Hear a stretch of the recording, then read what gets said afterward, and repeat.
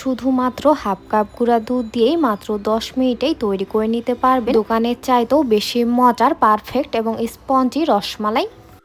আমাকে অনেকেই প্রশ্ন করে থাকেন যাদের রসমালাই ভেঙে যায়, গলে যায়, এমনকি দুধের সাথে সম্পূর্ণভাবে মিশে যায়। তো সকল সমস্যার সমাধান নিয়ে একদম সহজভাবে আজকের এই রেসিপিটি আপনাদের সাথে শেয়ার করার চেষ্টা করেছি। সো আশা করছি বরাবরের মতোই আজকের আমার এই সিম্পল এবং সহজ রেসিপিটাও আপনাদের অনেক ভালো লাগবে এবং উপকারে আসবে।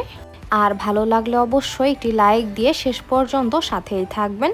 তো আসসালামু আলাইকুম এভরিওয়ান, সবাইকে স্বাগতম জানাচ্ছি রেসিপিজ বাই স্নেহজ মম চ্যানেলে। আশা করছি সকলে অনেক ভালো আছেন এবং সুস্থ আছেন। সো আর কথা না বাড়িয়ে চলে যাচ্ছি এবারের মেকিং প্রসেসিংয়ে। আচ্ছা, তো এইখানে এবার আমি একটি মিক্সিং বোল নিয়ে নিলাম। দেন এবার আমি এখানে নিয়ে নিলাম প্রায় হাফ কাপ পরিমাণ গুঁড়া দুধ। আর এইখানে কিন্তু অবশ্যই ফুল ক্রিম বা ফুল ফ্যাটযুক্ত গুঁড়া দুধটাই ব্যবহার করতে হবে। তো এবার আমি এখানে দিয়ে দিলাম প্রায় 1/4 চা চামচ পরিমাণ বেকিং পাউডার। আর এইটা কিন্তু আমি একদম সমানভাবেই মাপ করে নিয়েছি। তবে আপনারা এখানে বেকিং সোডা ইউজ করতে চাইলে পরিমাণের অর্ধেক ব্যবহার করতে পারবেন। তো মিষ্টির মধ্যে সুন্দর একটা ফ্লেভার নিয়ে আসার জন্য এখানে আমি দিয়ে দিলাম প্রায় 1/4 চা চামচ পরিমাণ এলাচের গুঁড়া, প্রায় 1 টেবিল চামচ পরিমাণ ঘি এবার আমি এখানে দিয়ে দিলাম। তবে আপনারা চাইলে এখানে ঘিয়ের পরিবর্তে সাদা তেল মানে রান্নার তেলটাও ব্যবহার করতে পারবেন। তো এবার আমি ঘিয়ের সাথে সবগুলো শুকনো উপকরণ হাতের সাহায্যে একদম ভালো মতো মাখিয়ে নিচ্ছি। আর এই কাজটা একটু সময় নিয়ে ভালো মতো করে নিতে হবে, তাহলে রসমালাইটা অনেক বেশি পারফেক্ট এবং স্পঞ্জি হবে। তো এখন এইগুলোকে এবার আমি প্রায় 1.5 থেকে 2 মিনিটের মতো ভালো মতো মাখিয়ে নিয়েছি। আর এই পর্যায়ে এইগুলো অনেকটাই ঝুরঝুরে এবং ব্রেড ক্রামের মতো হয়ে গেছে। তো মাখিয়ে নেওয়ার একটা পর্যায়ে যখন দেখবেন হাতে মুঠো করলে এইরকম মুঠো হয়ে আসবে এবং একটু প্রেস করলে ভেঙে যাবে, তখন বুঝবেন এটা একদম ভালো মতো মাখিয়ে নেওয়া হয়ে গেছে। তো এইটা এবার একেবারে রেডি। আর এর মধ্য বরাবর কিছুটা ফাঁকা করে একটা সাইডে রেখে দিলাম। তো এবার আমি এখানে একটি বোল নিয়ে নিলাম। আর এইখানে এবার আমি রুমের স্বাভাবিক তাপমাত্রায় থাকা একটি ডিম নিয়ে নিলাম। আর ডিমটা কিন্তু অবশ্যই রুম টেম্পারেচারে থাকতে হবে। ফ্রিজে থাকলে অবশ্যই 2 ঘন্টা আগে বের করে রাখবেন। ডিমটা এবার আমি একটি কাঁটা চামচের সাহায্যে প্রায় 1 মিনিটের মতো ভালো মতো ফেটিয়ে নিলাম। আর এইটা এবার একদম একেবারেই রেডি। তো এখন ফেটিয়ে নেওয়া ডিমটা এবার আমি আগে থেকেই মাখিয়ে রাখা শুকনো উপকরণগুলোর মধ্যে অল্প অল্প করে দিয়ে দিচ্ছি। আর এইটা কিন্তু একবারেই সম্পূর্ণটাই ঢেলে দেওয়া যাবে না, অল্প অল্প করে দিয়েই ভালো মতো মাখিয়ে নিতে হবে। তো ফার্স্টে আমি অর্ধেকটা ডিম এর মধ্যে ঢেলে দিয়েছিলাম। আর এইখানে আমার মনে হচ্ছে আরও কিছুটা ডিমের প্রয়োজন, তাই এখানে আমি আরও 1 টেবিল চামচ পরিমাণ ডিম এর মধ্যে দিয়ে দিলাম। আর এই ডোটা একদম সফট এবং আঠালো টাইপের করেই তৈরি করে নিতে হবে।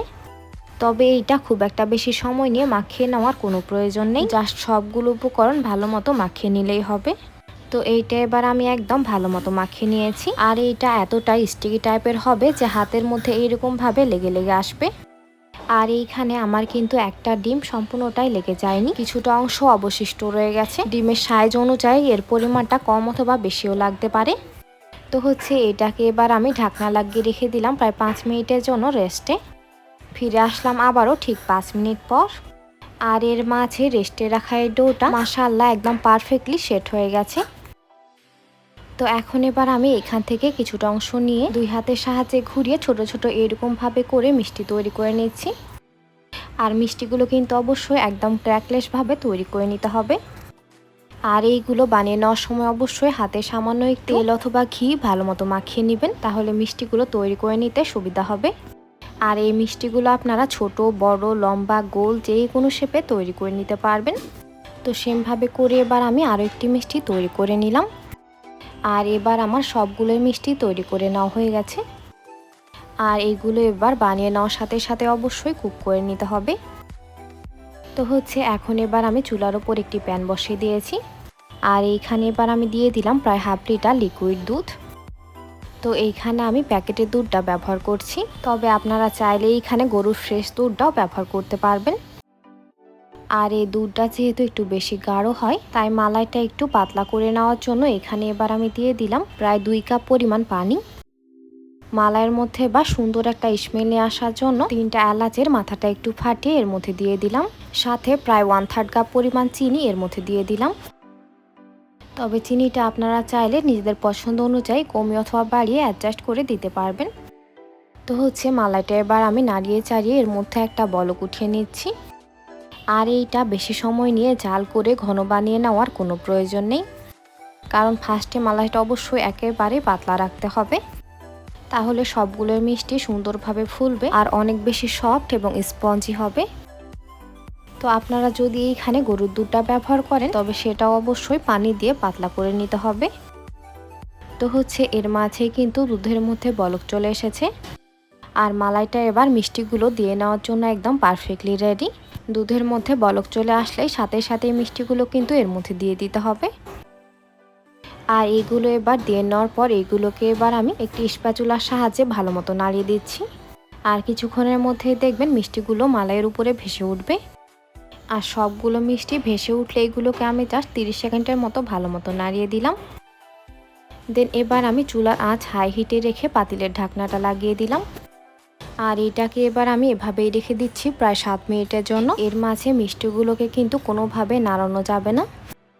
আর মিষ্টিগুলো এমনভাবে বয়েল করে নিতে হবে যেন সবগুলো মিষ্টি এইরকমভাবে বাবলসে ঢাকা থাকে। তবে মালাইটা পড়ে যাওয়ার সম্ভাবনা থাকলে ঢাকনাটা সামান্য একটু উঠিয়ে আবারও নামিয়ে দিতে হবে। তবে চুলার আঁচ কোনোভাবেই কমানো যাবে না। ফিরে আসলাম এবার আমি ঠিক 7 মিনিট পর। এর মাঝে মিষ্টিগুলো যে সাইজে কতটা বড় হয়ে গেছে আশা করি আপনারা দেখে নিশ্চয়ই বুঝে নিয়েছেন। এ পর্যায়ে মিষ্টিগুলো যেহেতু অনেক বেশি সফট থাকে তাই এইগুলোকে একটু আলতো করে নাড়িয়ে উল্টিয়ে পাল্টিয়ে দিলাম। দেন এবার আমি আবারও ঢাকনা লাগিয়ে রেখে দিলাম প্রায় 3 মিনিটের জন্য। সেমভাবে মিষ্টিগুলো আবারও বয়েল করে নিতে হবে। ফিরে আসলাম আবারও ঠিক 3 মিনিট পর। আর এর মাঝে মাশাআল্লাহ রসমালাইগুলো কিন্তু একদম পারফেক্টলি রেডি। এই সময় যেহেতু এগুলো অনেক বেশি সফট থাকে তাই এইগুলোকে খুব একটা বেশি নাড়িয়ে নেওয়ার কোনো প্রয়োজন নেই। আর এবার আমি চুলাটা একেবারে বন্ধ করে দিলাম। তো হচ্ছে এগুলোকে এবার আমি রুমের স্বাভাবিক তাপমাত্রায় ঠান্ডা করে ফ্রিজে প্রায় 1 ঘন্টার মতো রেখে ভালো মতো সেট করে নিয়েছি। তো মাশাআল্লাহ রসমালাইটা এতটাই পারফেক্ট হয়েছে যে একটা মিষ্টিও ভেঙে যায়নি বা গলেও যায়নি।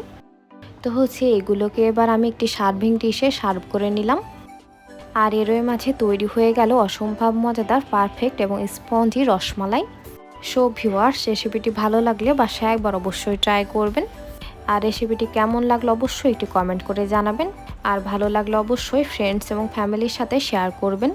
তো মিষ্টিগুলো যে কতটা পারফেক্ট এবং স্পঞ্জি হয়েছে আশা করি আপনারা দেখে নিশ্চয়ই বুঝে নিয়েছেন। আর এই ধরনের আরও অনেক রেসিপি পেতে আমার চ্যানেলটি সাবস্ক্রাইব করে পাশেই থাকবেন। তো আজকের মতো এখানেই বিদায় নিচ্ছি। এতক্ষণ সাথে থাকার জন্য অসংখ্য ধন্যবাদ। আল্লাহ হাফেজ।